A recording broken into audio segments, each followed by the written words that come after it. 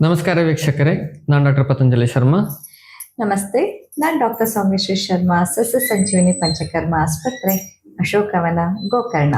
ಬ್ರಹ್ಮಶ್ರೀ ದೈವರಾತ ಕಥಾ ಮಾಲಿಕೆಯ 21ನೇ ಸಂಚಿಕೆಗೆ ನಿಮ್ಮೆಲ್ಲರಿಗೂ ಸ್ವಾಗತ, ಸುಸ್ವಾಗತ.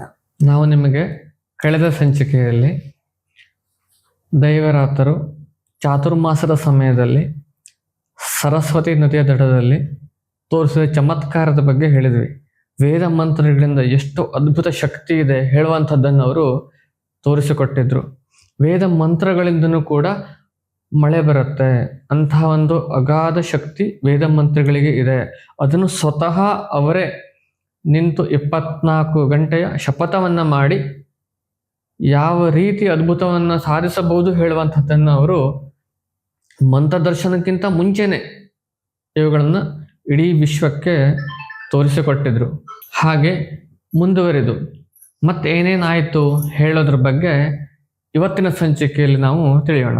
ಚಾತುರ್ಮಾಸವು ನಿಯಮಿತವಾಗಿ ಸಾಗುತ್ತಿರಲು ಮಾಣಿಕ್ಲಾಲ್ ಶಾಸ್ತ್ರಿಯವರು ಈ ಮೊದಲು ಅಪೇಕ್ಷಿಸಿದಂತೆ ದೈವರಾತನು ಅವರಿಗೆ ಬ್ರಹ್ಮಸೂತ್ರ ಭಾಷ್ಯವನ್ನ ಪ್ರತಿದಿನ ಬೋಧಿಸುತ್ತಿದ್ದನು. ಹೀಗಿರುವಾಗ ಅಲ್ಲಿಯೇ ಸಮೀಪವಿರುವ ಸಾರಸ್ವತೇಶ್ವರ ದೇವಾಲಯದ ಪೂಜಾರಿಯಾದ ಮಹಾರಾಷ್ಟ್ರ ಮೂಲದ ಅಮೃತ್ಲಾಲ ಭಟ್ಟರು ಬಂದು ತನಗೆ ಶುಕ್ಲ ಯಜುರ್ವೇದ ಭಾಷ್ಯವನ್ನ ಕಲಿಸಬೇಕೆಂದು ವಿನಂತಿಸಿದರು. ಇವರು ಶುಕ್ಲ ಯಜುರ್ವೇದವನ್ನ ಚೆನ್ನಾಗಿ ಕಂಠಪಾಠ ಮಾಡಿದವರಾಗಿದ್ದು ಹಸ್ತ ಸ್ವರ ಸಹಿತ ಅದನ್ನ ಪಠಣ ಮಾಡುತ್ತಿದ್ದರು.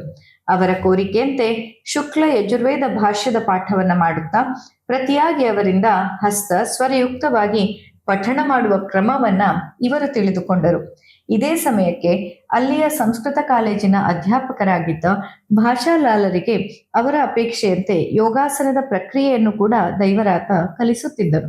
ನೋಡಿ, ಅತ್ಯಂತ ಕಡಿಮೆ ಸಮಯದಲ್ಲಿ ಒಂದು ಬಾಲಕನ ರೂಪದಲ್ಲಿರುವಂತಹ ದೈವರಾತರು ಇಷ್ಟೆಲ್ಲ ದೊಡ್ಡ ವಿದ್ವಾಂಸರೇ ಕೂಡ ಉಪದೇಶವನ್ನ ಮಾಡ್ತಿದ್ರು, ಅದರ ಬಗ್ಗೆ ವ್ಯಾಖ್ಯಾನವನ್ನ ಕೊಡ್ತಿದ್ರು, ಹೌದು, ಭಾಷ್ಯವನ್ನ ಹೇಳ್ತಿದ್ರು.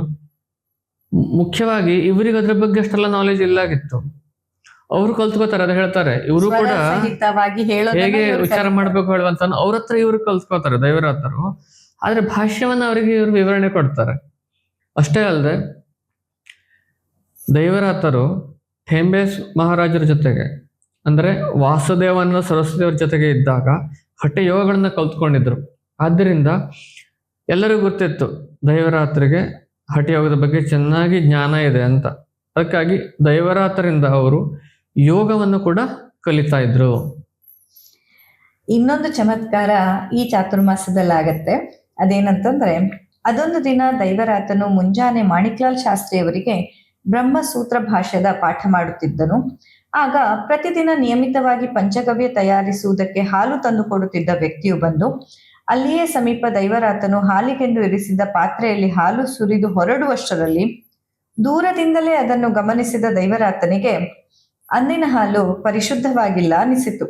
ಅಂತೆಯೇ ಆತ ಹಾಲಿನವನಿಗೆ, ಈ ದಿನ ತಂದ ಹಾಲನ್ನ ನೀನು ಹಿಂದಕ್ಕೆ ಒಯ್ಯಬಹುದು ಅಂದಾಗ ಆ ವ್ಯಕ್ತಿಯು ಏಕೆ ಎಂದು ಕೇಳಲು, ಅದು ಶುದ್ಧ ಆಕಳ ಹಾಲಲ್ಲ, ಆದ್ದರಿಂದ ಪಂಚಗವ್ಯವನ್ನ ಅದರಿಂದ ತಯಾರಿಸಲು ಸಾಧ್ಯವಿಲ್ಲ ಎನ್ನಲು ಆತ ಅದು ಶುದ್ಧ ಆಕಳ ಹಾಲು ಎಂದೇ ಪ್ರತಿಪಾದಿಸಿದ. ಆಗ ಮಾಣಿಕ್ಲಾಲ್ ಶಾಸ್ತ್ರಿಗಳು ಅವನ ಪ್ರಾಮಾಣಿಕತೆಯನ್ನು ಪ್ರಶಂಸಿಸುತ್ತಾ, ಆತ ಹಾಗೆಲ್ಲ ಮಾಡಲಾರ, ತುಂಬಾ ಒಳ್ಳೆಯ ವ್ಯಕ್ತಿ ಎಂದು ಸಮರ್ಥಿಸಿದರು. ಆಗ ದೈವರಾತನು ಹಾಲಿನ ಕಡೆಗೆ ಮತ್ತು ಹಾಲಿನವನ ಕಡೆಗೆ ದಿಟ್ಟಿಸಿ ನೋಡುತ್ತಾ, ನಾನೇನೋ ನನ್ನ ಆತ್ಮಸಾಕ್ಷಿಗೆ ವಿರುದ್ಧವಾಗಿ ಈ ಹಾಲನ್ನ ಪಂಚಗವ್ಯಕ್ಕೆ ಉಪಯೋಗಿಸಿದರೆ ನಿನಗೂ ಒಳ್ಳೆಯದಾಗುವುದಿಲ್ಲ ಎಂದಾಗ ಆತ ತಕ್ಷಣ ತನ್ನ ತಪ್ಪನ್ನು ಒಪ್ಪಿಕೊಂಡನು.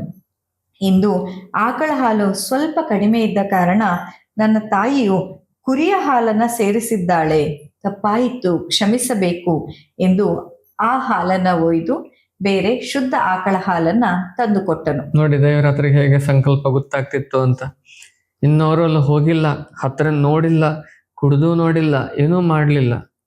ಏನೂ ನೋಡದೆ ದೂರಿಂದನೇ ಅವ್ರು ಎಷ್ಟು ನಿಖರವಾಗಿ ಅದನ್ನು ಗುರುತಿಸಿದ್ರು ಅಂತ ನೀವು ನೋಡ್ಬೋದು. ಇವೆಲ್ಲ ಆ ಒಂದು ದೈವಿ ಕೃಪೆ.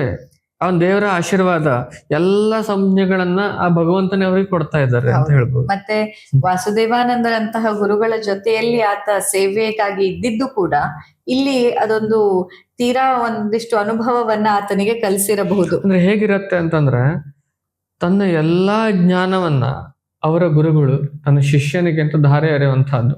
ನೀವು ಬೇರೆ ಬೇರೆ ಸಂಗತಿಗಳಲ್ಲೂ ಕೂಡ ನೋಡಿರ್ಬೋದು. ರಾಮಕೃಷ್ಣ ಪರಮಹಂಸರು ಹೇಗೆ ವಿವೇಕಾನಂದರಿಗೆ ಅವರೆಲ್ಲಾ ಜ್ಞಾನವನ್ನು ಧಾರೆ ಎರಿತಾರ, ಹಾಗೆ ಇಲ್ಲಿ ದೈವರಾತ್ರಿಗೂ ಕೂಡ ಅವರಿಗೆ ಸಿಕ್ಕಿರುವಂತ ಎಲ್ಲಾ ಗುರುಗಳು ತಮ್ಮಲ್ಲಿರುವಂತ ಎಲ್ಲಾ ಜ್ಞಾನವನ್ನ ದೈವರಾತನಿಗೆ ಧಾರೆ ಎರೆದು ಕೊಡ್ತಾರೆ. ಅವರಿಗೆ ವಿಶೇಷವಾಗಿ ಕಲಿಕೆಯನ್ನು ಕೂಡ ಮಾಡ್ತಾರೆ. ದೈವರಾತರು ಯಾವುದೇ ಒಂದು ಅಪೇಕ್ಷೆನ ಇಟ್ಕೊಳ್ಳೋದಿಲ್ಲಾಗಿತ್ತು ಅಧ್ಯಯನ ಮಾಡಬೇಕು ಅಂತ. ಆದ್ರೆ ಅವರಾಗಿದ್ದೇ ಕಲ್ಸ್ಕೊಟ್ರೆ ಅವರು ಕಲ್ತುಕೊಳ್ತಿದ್ರು. ವಾಸುದೇವ ಸರಸ್ವತಿ ಸ್ವಾಮೀಜಿ ಅವರು ಬಂತು, ಕಾವ್ಯಕಂಡ ಗಣಪತಿ ಮುನಿಗಳು ಬಂತು, ಸಂತ ರಾಮದಾಸ್ ಅವರು ಬಂತು. ಪ್ರತಿಯೊಬ್ಬರು ಕೂಡ ಇವರಿಗೆ ಬಿಡುವು ಮಾಡಿಕೊಂಡು ವಿಶೇಷವಾಗಿ ಇವರಿಗೆ ಅಧ್ಯಯನವನ್ನ ಮಾಡಿಸ್ತಿದ್ರು. ಇದನ್ನು ಕೂಡ ನೀವು ಗಮನಿಸಬಹುದು. ಗುರುಗಳು ತಮ್ಮಲ್ಲಿರುವಂತಹ ಎಲ್ಲ ಜ್ಞಾನವನ್ನ ಈ ಒಂದು ಶಿಷ್ಯನಿಗೆ ಧಾರೆ ಎರಿತಾರೆ. ತಮ್ಮಲ್ಲಿರುವಂತಹ ಒಂದು ಜ್ಞಾನವನ್ನು ಕೂಡ ದೈವರಾತ್ರಿಗೆ ಹಸ್ತಾಂತರಿಸ್ತಾರೆ. ಹಾಗೆ ಮುಂದೇನಾಯ್ತು ನೋಡೋಣ. ಅರಬಲೇಶ್ವರದಲ್ಲಿ ತಪಶ್ಚರಣೆ. ಹೀಗೆ ಸಿದ್ದಪುರದಲ್ಲಿ ಪಂಚಗವ್ಯ ವ್ರತಾನುಷ್ಠಾನ, ಅಧ್ಯಯನ, ಅಧ್ಯಾಪನಗಳಲ್ಲಿ 2 ಮಾಸಗಳು ಗತಿಸಿರಲು ದೈವರಾತನು ಜನವಾಸದಿಂದ ದೂರವಾಗಿ ಊರ ಹೊರಗೆ ಏಕಾಂತವಾಗಿ ಇರಲು ಯೋಜಿಸಿದನು. ಇದಕ್ಕಾಗಿ ಇಂಗಲಾಜಿ ಎಂಬ ದೇವಿಯ ಆವಾರದ ಮಾರ್ಗದಲ್ಲಿ ಸುಮಾರು 2 ಮೈಲಿ ದೂರವಿರುವ ಅರಬಲೇಶ್ವರ ಈಶ್ವರಧಾಮಕ್ಕೆ ತೆರಳಿದನು. ನೀರವದಲ್ಲಿ ಅದ್ದಿದಂತಿರುವ ಪ್ರಶಾಂತ ವಾತಾವರಣದ ಈ ಸ್ಥಳವು ಪ್ರಾಚೀ ಸರಸ್ವತಿಯ ದಕ್ಷಿಣ ದಿಕ್ಕಿನ ದಂಡೆಯ ಮೇಲಿದೆ. ನದಿಯಿಂದ ಸುಮಾರು 6 ಅಡಿಗಳಷ್ಟು ಎತ್ತರದಲ್ಲಿರುವ ಈ ಪ್ರದೇಶವು ಒಂದು ವಿಶಾಲವಾದ ಮರಳಿನ ದಿಬ್ಬವಾಗಿ ರೂಪುಗೊಂಡಿದೆ. ಇಲ್ಲಿ ಅರಬಳೇಶ್ವರನ ಸಣ್ಣ ಗುಡಿ ಇದ್ದು ಅದರ ಮುಖಮಂಟಪ ಸುಮಾರು 2 ಅಂಕಣದಷ್ಟಿದ್ದು ಅದರಲ್ಲಿ ನಂದಿಯ ವಿಗ್ರಹವಿದೆ ಹಾಗೂ ಗರ್ಭಗೃಹವು 1 ಅಂಕಣದಷ್ಟು ದೊಡ್ಡದಾಗಿದೆ. ಇಲ್ಲಿರುವ ಅರಬಳೇಶ್ವರ ಲಿಂಗವು ಶಿಲ್ಪಿಗಳು ಕಡೆದು ತಯಾರಿಸಿದಂತೆ ಕಾಣುವುದಿಲ್ಲ. ಈ ದೇವಾಲಯದ ಸುತ್ತಲಿನ ಸ್ಥಳವು ತಪವನ್ನ ಆಚರಿಸುವುದಕ್ಕೆ ಪ್ರಶಸ್ತವಾಗಿತ್ತು. ಹೀಗೆ ದೈವರಾತನು ಮುಂದೆ 2 ತಿಂಗಳುಗಳ ಕಾಲ ಅರಬಳೇಶ್ವರದಲ್ಲಿ ತಪಸ್ಸುಗೈಯಲು ನಿರ್ಧರಿಸಿರುವುದನ್ನು ತಿಳಿದ ಸಿದ್ದಪುರದ ಜನರು ಅರಬಳೇಶ್ವರ ಮಂದಿರದ ಎಡಭಾಗದಲ್ಲಿ ಒಂದು ಪರ್ಣಕುಟಿಯನ್ನ ನಿರ್ಮಿಸಿಕೊಟ್ಟರು. ಆದರೆ ಪಂಚಗವ್ಯ ತಯಾರಿಸಲು ಬೇಕಾದ ಹಾಲನ್ನ ನಸುಕಿನಲ್ಲಿ ಅಲ್ಲಿಗೆ ತರುವುದು ಕಷ್ಟವಾಗಿತ್ತು. ಇದನ್ನು ತಿಳಿದ ಸದ್ಗೃಹಸ್ಥರೊಬ್ಬರು ದೈವರಾತನ ಪಂಚಗವ್ಯ ವ್ರತಕ್ಕೆ ತೊಂದರೆಯಾಗದಂತೆ ಒಂದು ಸವತ್ಸ ಗೋವನ್ನ ಅರಬಲೇಶ್ವರಕ್ಕೆ ತಂದು ಸದಾ ಸೇವೆಗೆ ಸ್ವತಃ ಕಟಿಬದ್ಧರಾದರು. ಇದನ್ನು ತಿಳಿದ ಸಿದ್ದಪುರದ ಕೆಲವು ಧನಿಕರು ಗೋವಿಗೆ ಬೇಕಾದ ಆಹಾರವನ್ನ ಪೂರೈಸುವ ವ್ಯವಸ್ಥೆ ಮಾಡಿದರು. ಮಾಣಿಕ್ಲಾಲ ಶಾಸ್ತ್ರಿಗಳು ದಿನಾಲು ಪ್ರಾತಃ ಕಾಲ ಅರಬಲೇಶ್ವರಕ್ಕೆ ಬಂದು ಸ್ನಾನ ಆಹ್ನಿಕಗಳನ್ನ ಮುಗಿಸಿ 2 ತಾಸುಗಳ ಪರ್ಯಂತ ಶುಕ್ಲ ಯಜುರ್ವೇದವನ್ನ ಪಠನ ಮಾಡುತ್ತಿದ್ದರು. ಅನಂತರ ತಾವೇ ಸ್ವಲ್ಪ ಅಡಿಗೆ ಮಾಡಿ ಮಧ್ಯಾಹ್ನದ ಊಟ ಮುಗಿಸಿ ಸಾಯಂಕಾಲದ ಸ್ನಾನ ಸಂಧ್ಯಾದಿ ಆಹ್ನಿಕ ಮುಗಿಸಿ ಮಾತ್ರಗೈಗೆ ಮರಳುತ್ತಿದ್ದರು. ದೈವರಾತ್ರು ಊರಿನ ಜನರಿಂದ ಸ್ವಲ್ಪ ದೂರ ಹೋಗ್ಲಿಕ್ಕೆ ಇಚ್ಛೆ ಪಡ್ತಾರೆ. ಸುಮಾರು 2 ತಿಂಗಳ ಕಾಲ ಊರ ಮಧ್ಯೆ ಇದ್ದು ಚಾತುರ್ಮಾಸವನ್ನ ಆಚರಣೆ ಮಾಡ್ತಾರೆ. ಅದರ ನಂತರ ಅವರು ಹೆಚ್ಚಿನ ಸಮಯವನ್ನ ತಪಸ್ಸು ಹಾಗೂ ಧ್ಯಾನದಲ್ಲಿ ಕಳಿಬೇಕು ಅಂತ ಊರಿಂದ ಹೊರಗಡೆ ಇರುವಂತ ಅರಬಲೇಶ್ವರ ದೇವಸ್ಥಾನಕ್ಕೆ ಹೋಗ್ತಾರೆ. ಅದು ಅವ್ರಿಗೆ ತುಂಬಾ ಇಷ್ಟ ಆಗ್ತದೆ. ಅಲ್ಲಿಯ ಒಂದು ವಾತಾವರಣ, ಅಲ್ಲಿಯ ಪರಿಸರ ನದಿ ತಟದಲ್ಲಿ ಇತ್ತು. ನದಿ ತಟದಿಂದ ಸುಮಾರು 6 ಅಡಿ ಎತ್ತರದಲ್ಲಿ ಒಂದು ಉಸುಕಿನ ದಿಬ್ಬದ ಮೇಲೆ ಇತ್ತು. ಅಲ್ಲಿ ಅವರು ಉಳ್ಕೊಂಡು ತಪಸ್ಸನ್ನ ಆಚರಣೆ ಮಾಡ್ತಾರೆ ಹಾಗೂ ಈ ಒಂದು ಚಾತುರ್ಮಾಸವನ್ನ ಮುಂದುವರಿಸ್ತಾರೆ. ಅಲ್ಲಿ ಅವರಿಗೆ ಏನೇನು ಬೇಕಾಗುತ್ತೆ ಎಲ್ಲದನ್ನು ಕೂಡ ಅಲ್ಲಿ ಊರು ಜನರು ತುಂಬಾ ಸಹಕರಿಸ್ತಾರೆ. ಅವರಿಗೆ ಬೇಕು ಅಂತ ಒಂದು ಹಸುವನ್ನೇ ಕಟ್ಟಿಕೊಡ್ತಾರೆ. ಆ ಹಸುವಿನ ಸೇವೆ ಮಾಡಕ್ಕೆ ತಾನೇ ಉಳ್ಕೊಳ್ತಾರೆ. ಜೊತೆಯಲ್ಲಿ ಧನಿಕರು ಅದಕ್ಕೆ ಆಹಾರ ಕೊಡ್ತಾರೆ. ಹೀಗೆ ಇವರಲ್ಲಿನ ಒಂದು ದಿವ್ಯ ಚೈತನ್ಯ ಎಲ್ಲರ ಗಮನಕ್ಕೂ ಬಂದಿತ್ತು. ಏನೋ ವಿಶಿಷ್ಟವಾದ ಶಕ್ತಿ ಅಂತೂ ಇದೆ ಈ ಬಾಲಕನಲ್ಲಿ. ಬಾಲಕ ಅಲ್ಲ, ಈಗಾಗಲೇ ಅವರೆಲ್ಲ ಇವರಿಗೆ ಗುರುವಿನ ಸ್ಥಾನವನ್ನ ಕೊಟ್ಟಾಗಿತ್ತು ಅಲ್ವಾ. ಹೀಗೆ ಅರಬಲೇಶ್ವರಕ್ಕೆ ಬಂದ ನಂತರ ದೈವರಾತನಿಗೆ ತಪಸ್ಸು ಆಚರಿಸುವುದಕ್ಕೆ ಹೆಚ್ಚಿನ ಕಾಲಾವಕಾಶ ಲಭ್ಯವಾಯಿತು. ದಿನಾಲು ಬ್ರಾಹ್ಮಿ ಮುಹೂರ್ತದಲ್ಲಿ ಎದ್ದು ಸ್ನಾನಾದಿ ನಿತ್ಯ ಕರ್ಮಗಳನ್ನ ಮುಗಿಸಿ ಶುಚಿರ್ಭೂತನಾಗಿ ಸರಸ್ವತಿ ನದಿಯಲ್ಲಿ ಪೂರ್ವಾಭಿಮುಖವಾಗಿ ನಿಂತು ಸೂರ್ಯದೇವನಿಗೆ ಅರ್ಘ್ಯ ಪ್ರದಾನ ಮಾಡಿ ಪರ್ಣಕುಟಿಗೆ ಬರುತ್ತಿದ್ದನು. ಅಲ್ಲಿ ವಿಧಿವತ್ತಾಗಿ ಪ್ರಮಾಣಬದ್ಧವಾಗಿ ಪಂಚಗವ್ಯ ತಯಾರಿಸಿ ಹವನ ಮಾಡಿ ಬಳಿಕ ಪಂಚಗವ್ಯ ಸೇವಿಸಿ ಋಗ್ವೇದದ 2 ಅಧ್ಯಾಯ ಪಠನ ಮಾಡುತ್ತಿದ್ದನು. ನಿರ್ಜನ ಪ್ರದೇಶವಾದ ಅರಬಲೇಶ್ವರಕ್ಕೆ ಹೆಚ್ಚಿನ ಸಂಖ್ಯೆಯಲ್ಲಿ ಭಕ್ತಾದಿಗಳು ಬರುತ್ತಿರಲಿಲ್ಲ. ಸಿದ್ದಪುರದ ವೈದಿಕರಾದ ಹರಗೋವಿಂದ ಘನಪಾಟಿಯವರು ಸೋಮವಾರದಂದು ಬೆಳಿಗ್ಗೆ ವಾರದಲ್ಲಿ 1 ದಿನ ಮಾತ್ರ ಬಂದು ರುದ್ರಾಭಿಷೇಕವನ್ನ ಮಾಡಿ ಅನಂತರ ದೈವರಾತನನ್ನ ಸಂದರ್ಶಿಸಿ ಹೋಗುತ್ತಿದ್ದರು. ಅರಬಲೇಶ್ವರದ ಶಾಂತ ವಾತಾವರಣದ ಮೌನ ಮಡಿಲಿನಲ್ಲಿ ನಿರಾತಂಕವಾಗಿ ದೈವರಾತನ ತಪಸ್ಸು ಸಾಗುತ್ತಿತ್ತು. ಹೀಗಿರುವಾಗ ಅದೇ ಸ್ವಲ್ಪ ದಿನಗಳಲ್ಲಿ ದೈವರಾತನಿಗೆ ವೇದ ಕಾಲದಲ್ಲಿ ಋಷಿಗಳಿಂದ ವಿಶೇಷವಾಗಿ ಸ್ತುತಿಸಲ್ಪಟ್ಟ ವಾಗ್ದೇವಿಯ ಕುರಿತಾದ ಸರಸ್ವತಿ ಮಂತ್ರ ಚತ್ವಾರಿ ವಾಕ್ ಪರಿಮಿತಾ ಪದಾನಿ ಎಂಬ ಸೂಕ್ತದ ಮೇಲೆ ಸಂಸ್ಕೃತ ಭಾಷೆಯಲ್ಲಿ ಒಂದು ಭಾಷ್ಯ ರಚಿಸಬೇಕೆಂಬ ಪ್ರೇರಣೆ ಉಂಟಾಯಿತು. ಅಂತೆಯೇ ಬಹು ವಿಸ್ತೃತವಾಗಿ ಆಳವಾದ ತಾತ್ವಿಕ ಅರ್ಥವನ್ನು ಒಳಗೊಂಡ ಗ್ರಂಥವನ್ನ ರಚಿಸಲು ಆರಂಭಿಸಿದನು. ದೈವರಾತನ ಅಲೌಕಿಕ ವ್ಯಕ್ತಿತ್ವವನ್ನ ಅರಿತ ಹರಗೋವಿಂದ ಘನಪಾಟಿಯವರು ತನಗೆ ಅತ್ಯಂತ ಪರಿಚಿತರಾಗಿದ್ದ ಸೇಠ್ ಮಗನ್ಲಾಲ್ ಎಂಬ ಮುಂಬಯಿಯ ವ್ಯಾಪಾರಿಗಳೊಬ್ಬರನ್ನ ಅವನಲ್ಲಿಗೆ ಕರೆತಂದರು. ಸಜ್ಜನ ವ್ಯಕ್ತಿತ್ವದವರು ದೈವ ಭಕ್ತರು ಆದ ಸೇಠ್ ಮಗನ್ಲಾಲರು ದೈವರಾತನಿಗೆ ನಮಸ್ಕರಿಸಿ, ನಾನೊಬ್ಬ ಸಣ್ಣ ತಾಮ್ರದ ವ್ಯಾಪಾರಿ, ನನ್ನ ವ್ಯಾಪಾರದಲ್ಲಿ ಅಭಿವೃದ್ಧಿಯಾಗುವಂತೆ ಅನುಗ್ರಹಿಸಬೇಕು ಎಂದು ಪ್ರಾರ್ಥಿಸಿದರು. ಅವರ ಪ್ರಾರ್ಥನೆಯನ್ನ ಮನ್ನಿಸಿ ದೈವರಾತನು ಅಶ್ವಿನ ಮಾಸದ ಕೃಷ್ಣ ಚತುರ್ಥಿಯಂದು ಒಂದು ಯಂತ್ರವನ್ನ ಬರೆದು ಆ ವ್ಯಾಪಾರಿಗೆ ಕೊಟ್ಟು ಪ್ರಾಮಾಣಿಕತೆಯಿಂದ ವ್ಯಾಪಾರ ಮಾಡುವಂತೆಯೂ ಹಾಗೂ ಅದರಿಂದ ನಿನಗೆ ಅಭಿವೃದ್ಧಿ ಖಚಿತ ಎಂದು ಆದೇಶಿಸಿದರು.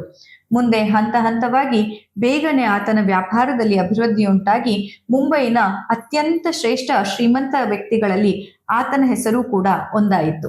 ನೋಡಿ, ಬ್ರಹ್ಮರ್ಷಿ ದೈವರಾತ್ರಿಗೆ ಸುಮ್ಮನೆ ಮಂತ್ರದರ್ಶನ ಆಗಲಿಲ್ಲ. ಅವರು ಹಿಂದೆ ಯಾವ ರೀತಿ ಅಧ್ಯಯನ ಮಾಡಿದ್ದಾರೆ, ಯಾವ ರೀತಿ ಜೀವನ ನಡೆಸ್ತಾರೆ ಹೇಳುವಂತಹದ್ದು ನೀವಿಲ್ಲಿ ಗಮನಿಸಬೇಕು. ಅವರು ಬಾಲ್ಯದಿಂದ ಹಿಡಿದು ಇಲ್ಲಿಯವರೆಗೆ ಒಂದು ದಿವಸನೂ ಕೂಡ ಅಧ್ಯಯನವನ್ನು ಕಡಿಮೆ ಮಾಡಲಿಲ್ಲ, ಒಬ್ಬರಿಗೆ ಗೌರವ ಕೊಡೋದನ್ನು ಕಡಿಮೆ ಮಾಡಲಿಲ್ಲ, ಪ್ರತಿಯೊಂದು ಕಲ್ತ್ಕೊಳ್ಳೋದು ಹಾಗೂ ಕಲಿಸುವಂಥದ್ದು ಇವೆಲ್ಲದನ್ನು ಕೂಡ ಮಾಡ್ಕೊಂಡೇ ಹೋದರು. ಯಾರಿಗೂ ಕೂಡ ತೊಂದರೆ ಮಾಡ್ಲಿಕ್ಕೆ ಹೋಗಲಿಲ್ಲ. ಎಲ್ಲರಿಗೂ ಚೆನ್ನಾಗಿ ನೋಡಿಕೊಂಡು ಇವ್ರನ್ನು ಕೂಡ ಎಲ್ಲರೂ ಚೆನ್ನಾಗಿ ನೋಡಿಕೊಳ್ಳುವಂಗೆ ಆಯಿತು.